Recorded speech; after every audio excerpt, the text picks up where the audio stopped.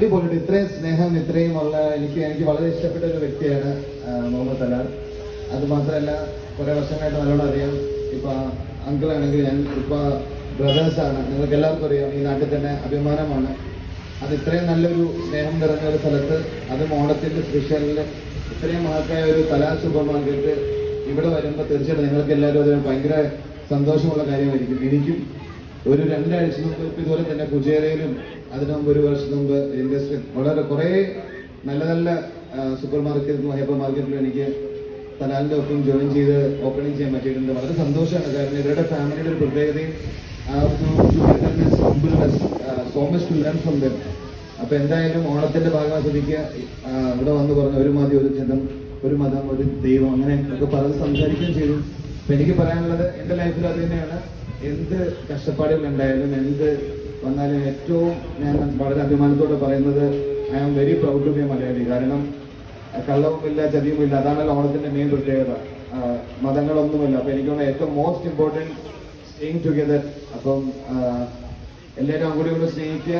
ഏറ്റവും വലിയ വാശി എനിക്ക് എപ്പോഴും വളരെ അഹങ്കാരത്തോടുകൂടി പറയുന്ന ഒരു കാര്യം, 2007 വേൾഡ് കപ്പിന് ക്യാച്ച് എടുത്തപ്പം വളരെ മനോഹരമായ എൻ്റെ ഒരു SMS അന്ന് ഇവിടെ സോഷ്യൽ സൈറ്റ്സ് അറിയുന്നില്ല.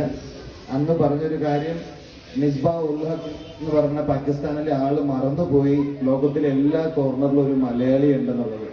അത് തലാല് പോലുള്ള ഫാമിലീസ് അത് വീണ്ടും വീണ്ടും പല കോർണറിലായിട്ട് വന്നുകൊണ്ടിരിക്കുകയാണ്. അത് മാത്രമല്ല ലോകത്തെമ്പാടും ഒരു മലയാളി ഉണ്ട്. അതിന്റെ ഒരു ഭാഗം കഴിഞ്ഞാൽ എനിക്ക് വളരെ സന്തോഷമുണ്ട്. നമ്മുടെ മലയാളികളുടെ ഏറ്റവും ബിഗ്ഗസ്റ്റ് സ്ട്രെങ്ത്തും അത് തന്നെയാണ്. Once we decide to be together nobody can go over us. അത് വളരെ നല്ലൊരു കാര്യമാണെന്ന് തോന്നുന്നു. അപ്പൊ എന്തായാലും ഓണത്തിന് ഇവിടെ വരാനും ഇത്ര നല്ലൊരു ഫംഗ്ഷന്റെ ഭാഗം കഴിഞ്ഞാലും തലാൽ ഇനി വീണ്ടും പറയണം.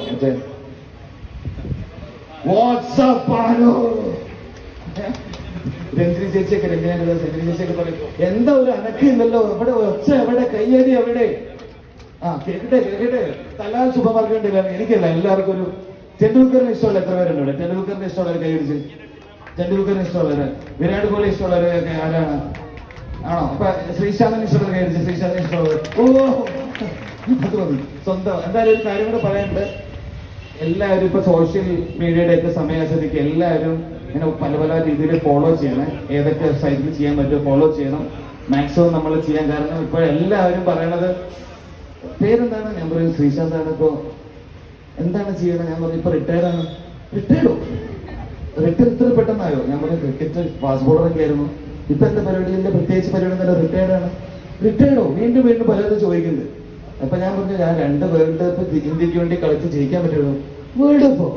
അല്ല ഫുട്ബോളിൽ ക്രിക്കറ്റ് നിങ്ങൾ ഏതാ കളിക്കുന്നത്? ഞാൻ പറഞ്ഞു ക്രിക്കറ്റാണ്. ക്രിക്കറ്റിൽ വേൾഡ് കപ്പ് ഒക്കെ ഉണ്ട്. അങ്ങനെ ചോദിച്ചിട്ട് 2 പേരുണ്ട്. അപ്പൊ ഞാൻ പറയും ഒരു വേൾഡ് കപ്പ് ജയിച്ചു.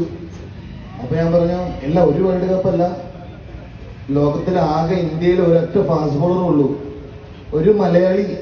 2 വേൾഡ് കപ്പ് വെച്ചാൽ ഒറ്റ മലയാളി ഉള്ളൂ ദേ ഈ പാനൂരില്.